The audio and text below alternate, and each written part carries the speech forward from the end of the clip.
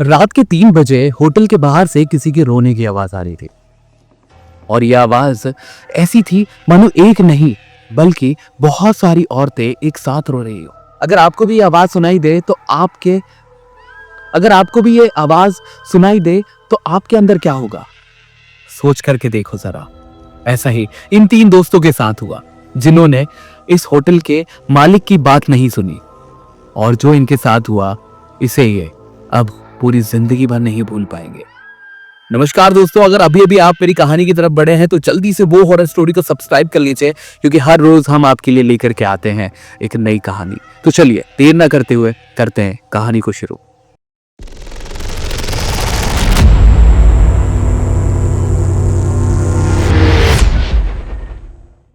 पायल, ओम और ऋत्विक ये 3 दोस्त थे। इन तीनों ने बाहर घूमने जाने का प्लान बनाया। अपने काम को खत्म करने के बाद फाइनली इन्होंने सोचा कि एक बढ़िया सी आउटिंग करके आते हैं। और आउटिंग की अगर बात हो तो शिमला को हम कैसे भूल सकते हैं। इन्होंने सोचा कि पहाड़ी की वादियों में ये कुछ दिन बिताने का एक्सपीरियंस ही कुछ अलग होगा। फाइनली इन्होंने प्लान कर लिया और प्लान करते वक्त इन्होंने एक होटल ऑनलाइन ही बुक कर ली। पायल जो थी वो 24 साल की थी, ऋत्विक और ओम ये दोनों 25 साल के थे। लेकिन इन लोगों की दोस्ती बहुत अच्छी थी, एकदम खास दोस्त जो होते हैं ना, बिल्कुल वैसे थे ये। अपनी यारी तो यारी, बाहर में जाए दुनिया सारी, ऐसे वाली इनकी दोस्ती थी। इन लोगों ने प्लान कर लिया, ऑनलाइन बुक कर लिया होटल को और ये निकल गए अपने डेस्टिनेशन की तरफ। जब ये उस होटल के पास पहुंचते हैं तो उस होटल के बाहर खड़े होकर के ये एक चीज देखते हैं। उस होटल के अंदर ये होटल जैसी फोटो में दिख रही थी एग्जैक्ट वैसी नहीं थी, क्योंकि इसका नज़ारा और फोटो का नज़ारा बिल्कुल अलग था। क्योंकि इन लोगों ने ये भी सोचा था कि अपन शिमला चलते हैं, और ऑनलाइन चेक करते वक्त इन्हें ये चीज़ पता चली थी कि थोड़ा सा शहर से बाहर अगर हम होटल लेते हैं तो सस्ती भी मिल जाएगी और बढ़िया भी मिल जाएगी। कुछ हेरिटेज जैसी होटल में रुकने का इनका मन था कि ऐसी जगह रुकते हैं तो एक अलग वाइब आती है, राजा महाराजा वाली वाइब आती है, ऐसा इन्होंने सुना था। और वैसे ही इन्होंने प्लान भी किया और होटल भी कर ली। लेकिन जब ये वहां पहुंचते हैं तो ये होटल कुछ ज्यादा ही हेरिटेज थी। जब ये पहुंचे और इस होटल को देखा तो उस होटल की दीवारें बहुत पुरानी सी लग रही थी। पेंट जो किया गया था वो हल्का फुल्का, कहीं कहीं उसमें कच्ची लगती हुई नजर आ रही थी। ऐसा लग रहा था कि बहुत टाइम से इस होटल को पेंट नहीं किया गया। और ऐसे ही बहुत सारी अलग अलग जगह पे इन्हें कुछ घास उगी नजर आ रही थी। इस टाइप से वो होटल थी। ये होटल में वहां 4 दिन रुकने वाले थे और इसका पैसा ये एडवांस में भर चुके थे, तो इनके पास कोई ऑप्शन था ही नहीं उस होटल में रुकने के अलावा। तभी पायल बोलती है। पायल जो है, मैं इसके बारे में आपको बता दूं, पायल एकदम निडर लड़की है। ये इन दोनों से ज्यादा निडर है, लड़कों से भी ज्यादा निडर लड़की है। कोई भी बात हो जाती है सबसे आगे कूद जाती है, कोई भी चीज होती है सबसे पहले ये बोलती है। अब यहाँ पर भी ये होता है। तो पायल बोलती है, यार ये लग तो बहुत ही ज्यादा पुरानी रही, कुछ ज्यादा ही हेरिटेज हो गया हमारे साथ, लेकिन चल अब आ गए हैं तो भाई होटल में तो रुकना ही है, चलो चलते हैं। वैसे भी होटल का कमरा देखते हैं, बाहर से कैसी भी हो सकता होटल का कमरा अच्छा हो। अब ये जैसे ही उस काउंटर के ऊपर जाते हैं, वहाँ एक अंकल बैठे रहते हैं। इनसे ये बोलते हैं कि अंकल हमारी बुकिंग है यहाँ पे। तभी वो अंकल इनसे बेसिक इन्फॉर्मेशन जानते हैं कि कहाँ से आए हो, कौन हो, किस नाम से आपने बुक करी थी, ये सारी चीज़ें। और जैसे ही वेरिफिकेशन हो जाता है ये इनको रूम की चाबी दे देते हैं।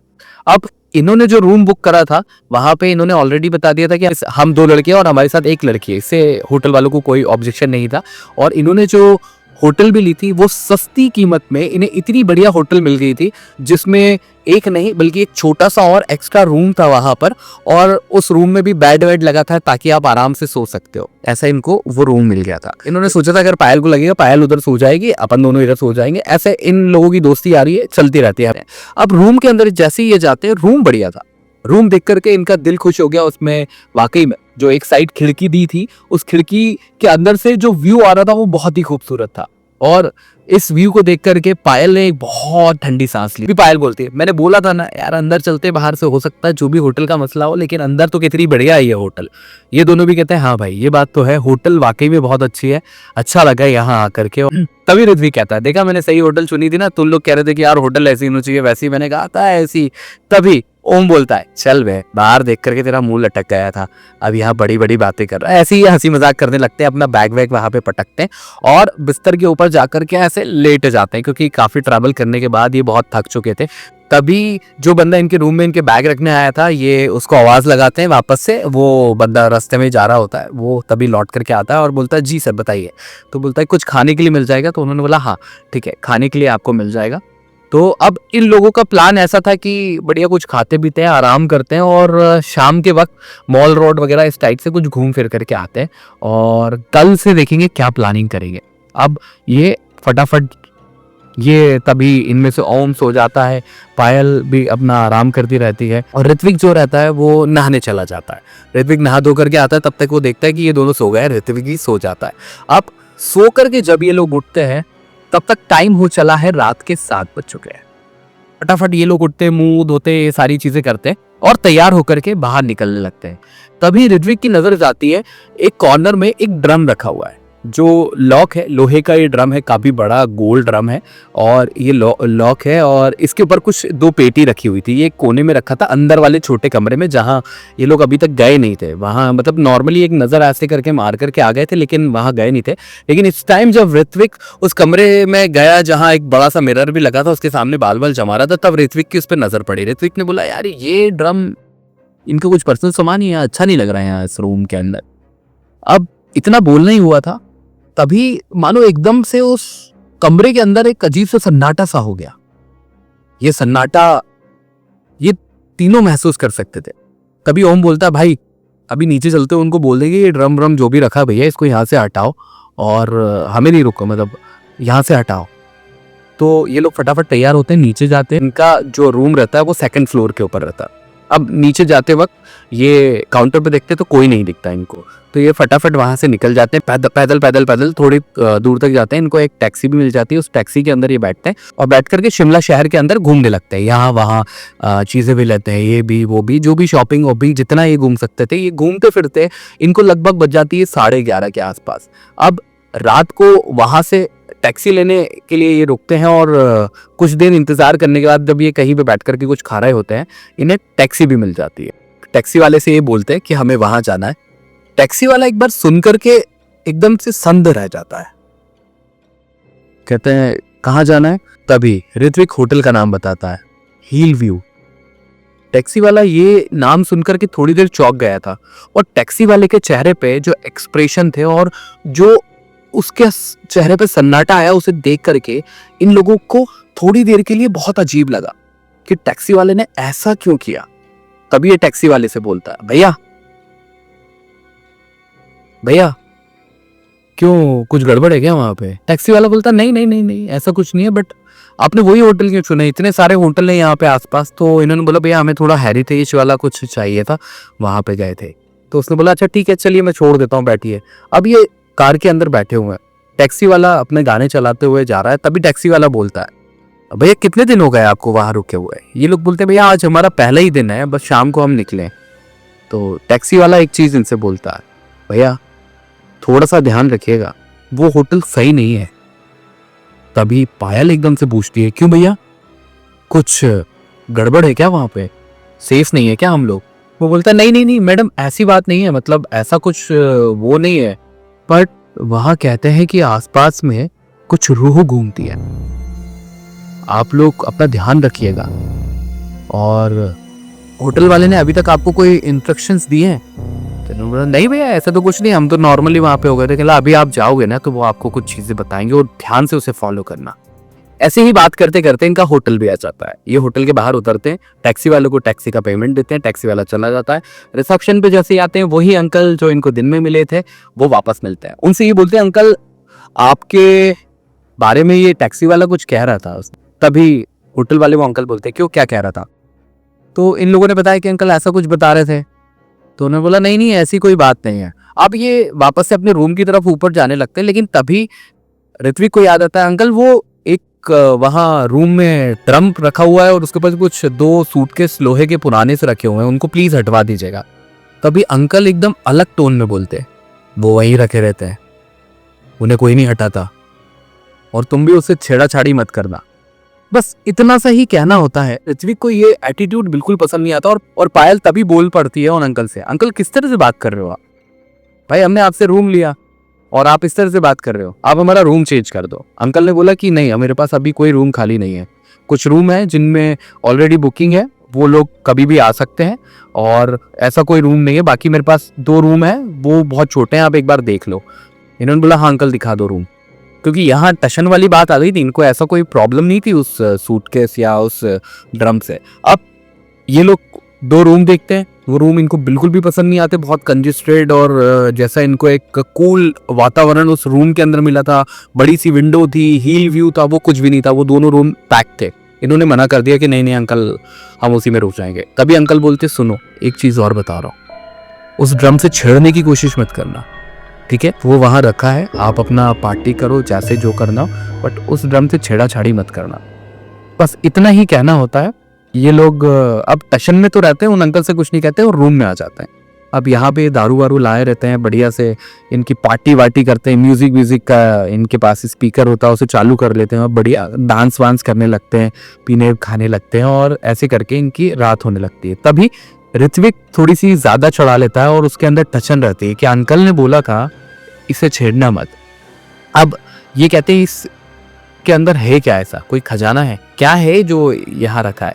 उसके ऊपर एक लोहे का ताला लगा रहता है जो काफी ज्यादा पुराना हो जाता है। ये लोग उस ताले को खोल देते हैं, जैसे तैसे जुगाड़ करके वो खुल जाता है, और ताले को जैसे ही खोल करके वो ऊपर के 2 सूटकेस को भी ये खोल करके देखते हैं, उनके अंदर कुछ नहीं होता।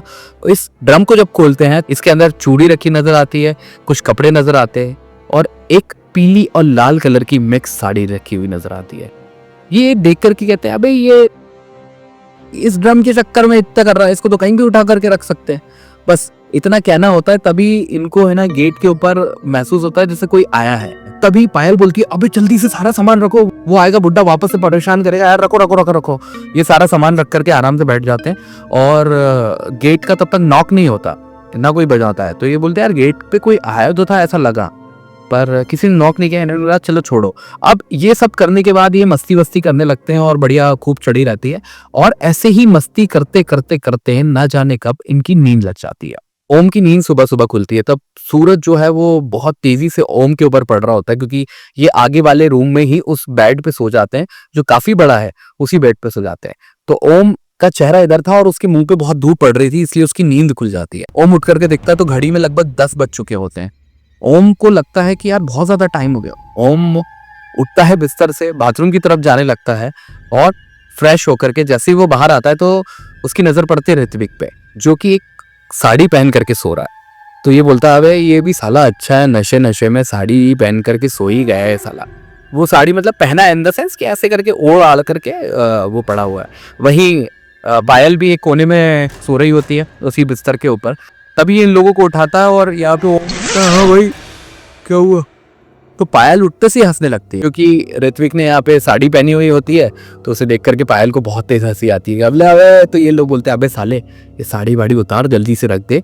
तो अब इनको ध्यान तो रहता नहीं कि नशे में हमने कब साड़ी पहन ली, कब मस्ती कर ली, सारी चीजें ये सब चीजें होती है। अब ये लोग ऐसे ही फ्रेश होते रहते हैं आराम से। पायल नीचे घूमने के लिए जाती है, वो नीचे टहलती रहती है। वहीं पे झाड़ू लगाने वाली लेडी जो रहती है वो झाड़ू लगाती रहती है। वो पायल को देखती है और पायल को देख के बोलती है दीदी आप 201 में रुके हुए हो ना? पायल बोलती हाँ क्यों? कहला नहीं दीदी अगर आप लोग वहां से निकल रहे हो तो मैं साफ सफाई करा देती हूँ। मैंने नॉक किया था आपके गेट पे आकर के, लेकिन किसी ने गेट नहीं खोला, तो मुझे लगा शायद सो रहे होंगे, इसलिए बार बार गेट नहीं बजाया।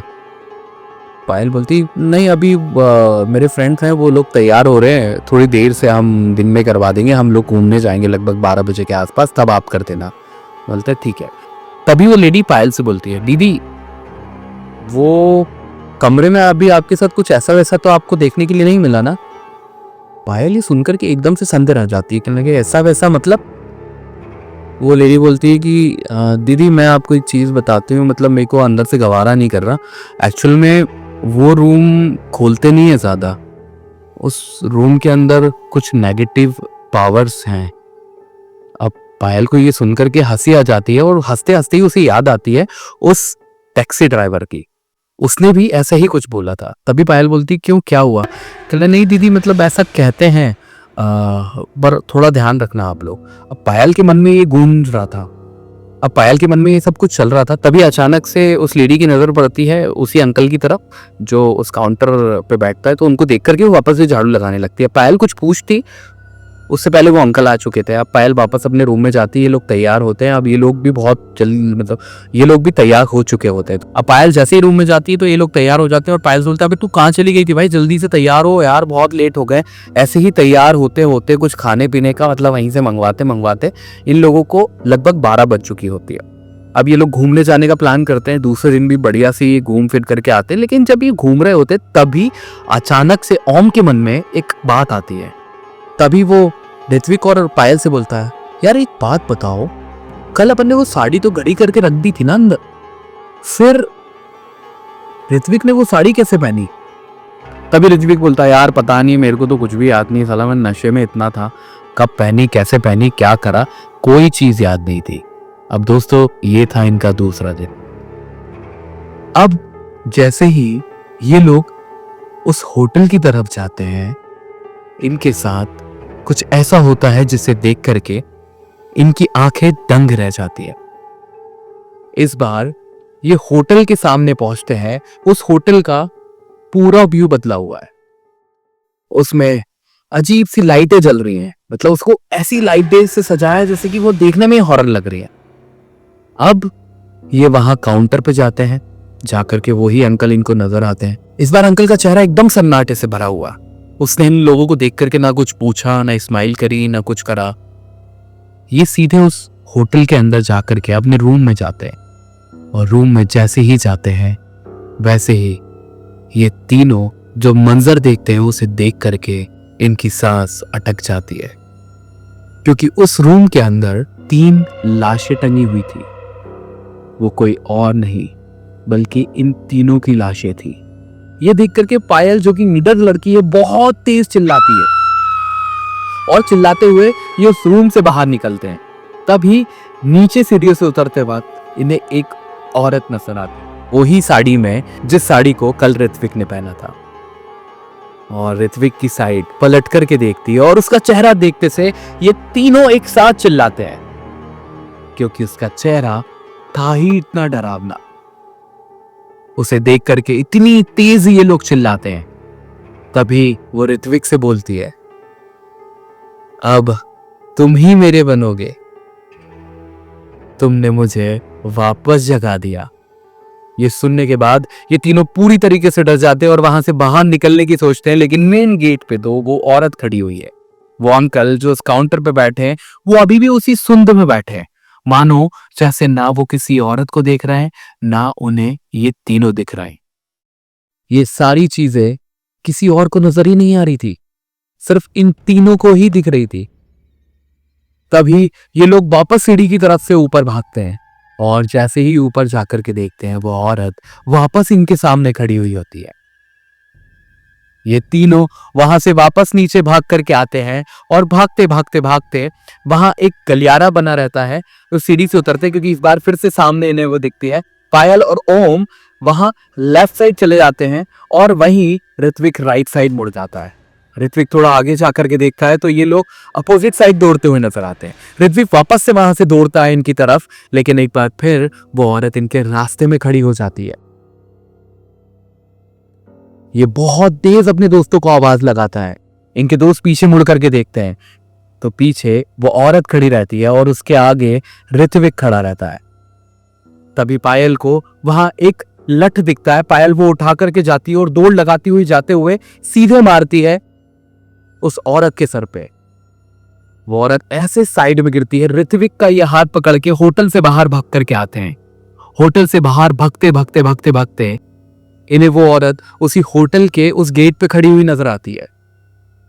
इस बार ये वहां से दौड़ लगा के दौड़ते जा रहे हैं, दौड़ते जा रहे हैं, दौड़ते जा रहे हैं, पर वो रास्ता खत्म ही नहीं हो रहा।